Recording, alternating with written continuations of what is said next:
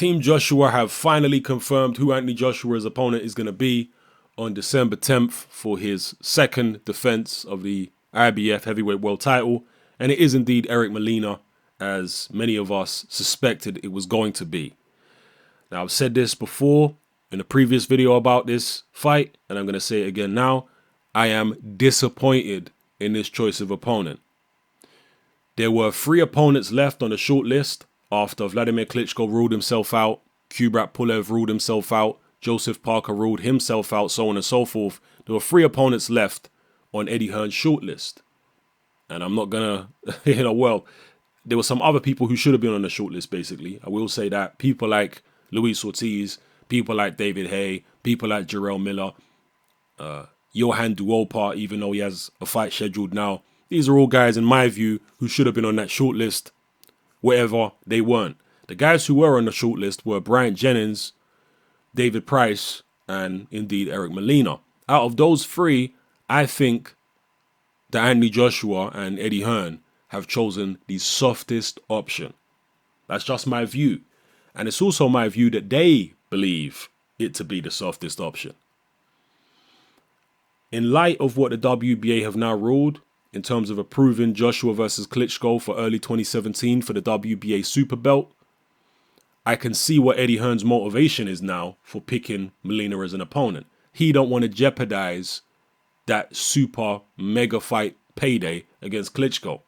So he's trying to pick the softest possible option out of those 3 fighters mentioned. Bryant Jennings, not a big puncher, we know that, but definitely a good athlete, a wily fighter, a guy who did go 12 rounds with Vladimir Klitschko. Yes, he was taken out,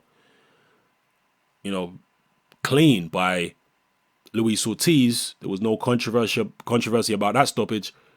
But I don't think Bryant Jennings would make the same tactical mistakes against a Anthony Joshua that he made against Luis Ortiz. I think he's probably learned his lesson from that Ortiz fight.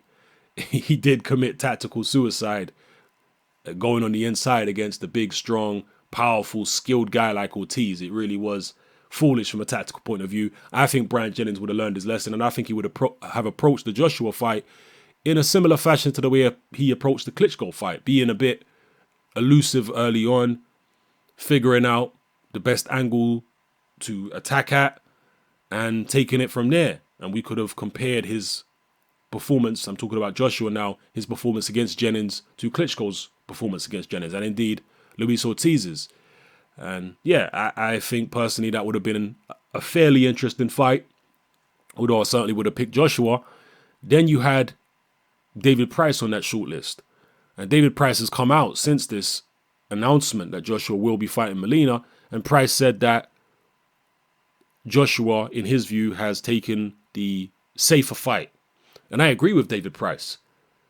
I think David Price is a more dangerous fight for Joshua than Eric Molina. Now, we know David Price is vulnerable, but we also know David Price is 6'8", and he's got tremendous power, and he has knocked Joshua out before, albeit in sparring several years ago when Joshua was an amateur.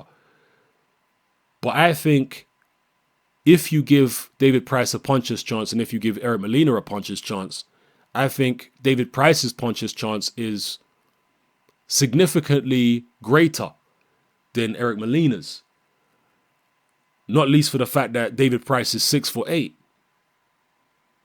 So in terms of height and reach, he's right there with Joshua. In fact, he's taller than Joshua.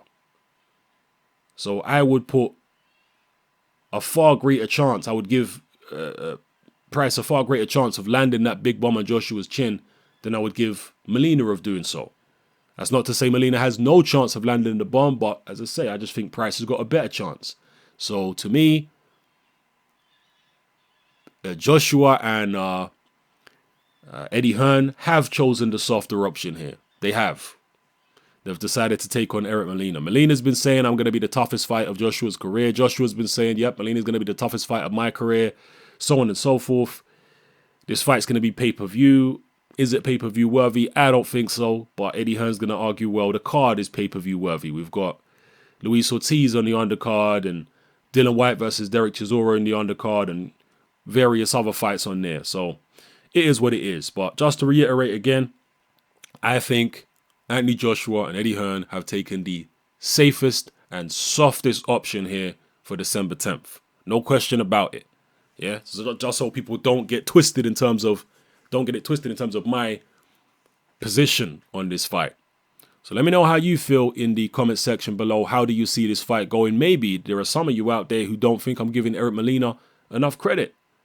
Maybe some of you guys think, you know what, Hatman, Eric Molina is actually quite sneaky. And I have said this in previous videos. He is sneaky. Molina does know how to land his power shots in a fairly cunning type fashion. We saw that in the brief fight that he had with Chris Arreola, where he was taken out in 1 round. But he managed to hurt Chris Arreola prior to that. And indeed, in the Deontay Wilder fight, he also managed to catch him with a few shots. Both of those guys, I think, were a little reckless. And Molina did punish them for it. But ultimately, he still lost both those fights. I expect Anthony Joshua to be a lot more careful with Molina, not to be as reckless as those two guys, and to take Molina out in fairly clinical fashion. But you never know. Maybe Molina could spring an upset. Maybe he could make it awkward for Joshua the way that he made it awkward for the two fighters I just mentioned. If you believe that, then express those views in the comment section below. Or if you, like me, are expecting this to be a fairly routine defense for Anthony Joshua, then also express that view in the comment section as well. All right? It's your boy Hatman. I'm out.